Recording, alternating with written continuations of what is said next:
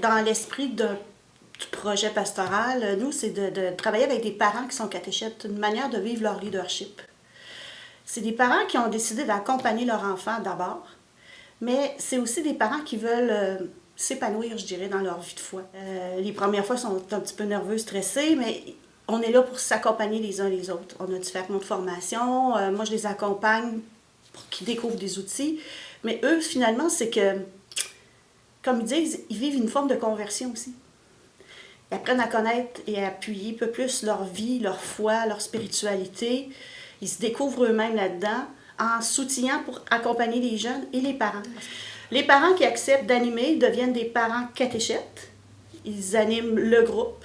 C'est autant au niveau de la préparation du contenu qu'on va travailler, parce qu'ils portent un souci particulier à chacun des groupes. C'est à double niveau, même je dirais à triple. C'est pour eux, avec leurs enfants et les autres parents. Le défi en tant qu'agent pour bien accompagner les parents catéchètes, c'était, bon, dans notre milieu, on avait déjà des parents qui étaient comme animateurs de petites parties de rencontres. Là, ça a été vraiment de former une équipe, de former un groupe pour qu'ils soient, je dirais, autant responsables que l'agent dans ce processus-là. Mais tu sais, qu'ils s'outillent eux-mêmes à travers ces rencontres-là. Fait qu'il y a des parents qui ont dit, ben oui, moi ça me tente, je vais commencer, on va le faire. Fait que c'était ça le grand défi, le grand passage à quelque part, de dire oui, j'ai ma place là-dedans. Tu sais, ça a été tranquillement de vivre ça comme ça, qu'ils deviennent vraiment partie prenante, qu'ils soient inclus du début à la fin dans le processus de décision. Moi, je dirais pour être le plus possible ajusté au milieu dans lequel on est.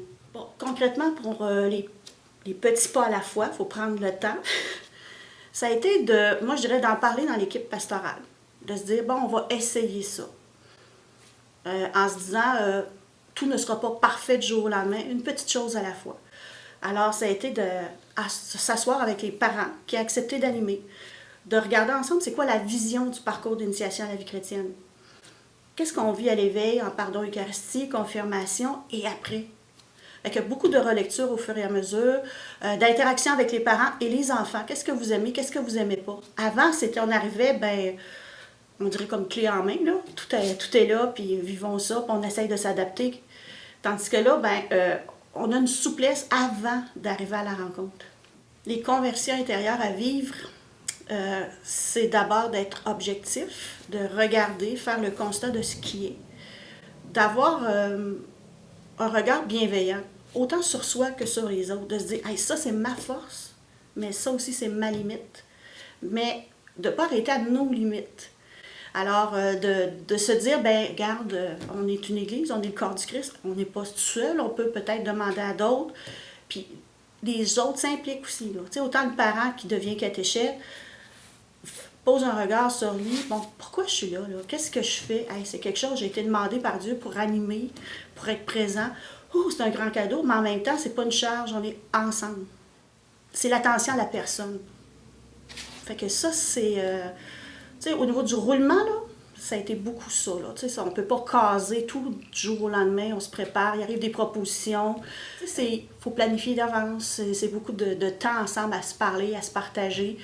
Puis ça devient fécond, ça, cette manière-là de faire. Quelque part, les fruits que ça nous fait vivre, c'est autant des membres de la communauté qui vont vivre un voyage en Israël, qui viennent « Hey, je peux-tu en parler aux jeunes et à leurs parents? On va aller vivre un voyage en Israël. » Là, les familles sont « Wow! » Ils ont demandé « Est-ce que vous voulez qu'on amène une lettre au pays de Jésus? » Hey, tout le monde s'est mis à écrire sa lettre.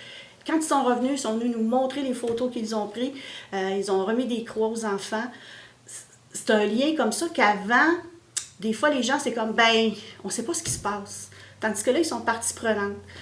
Une anecdote, c'est aussi un jeune, à un moment donné, qui se dit moi, j'aimerais ça, vivre mes sacrements, mais là, je suis rendu trop vieux. Non, c'est à tous les âges. Viens, t'embarques, viens goûter. Si t'aimes ça, on continue. Si t'aimes pas ça, on s'en reparle.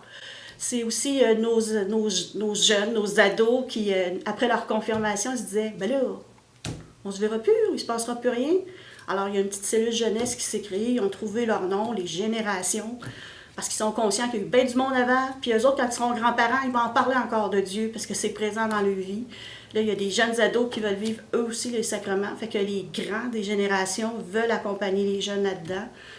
Fait que, tu sais, ça devient les enfants de tout le monde, Puis les parents sont là. Tu sais, il y a encore quelquefois des gens qui disent « Ah, les petits », mais ils se rendent compte que ben, les parents sont là. Alors, tu sais, ça porte fruit dans ce sens-là. Puis moi, je vois beaucoup, beaucoup aussi les parents catéchètes être très à l'aise, créer des liens avec tout le monde. Puis ça a un effet d'entraînement qui est stimulant.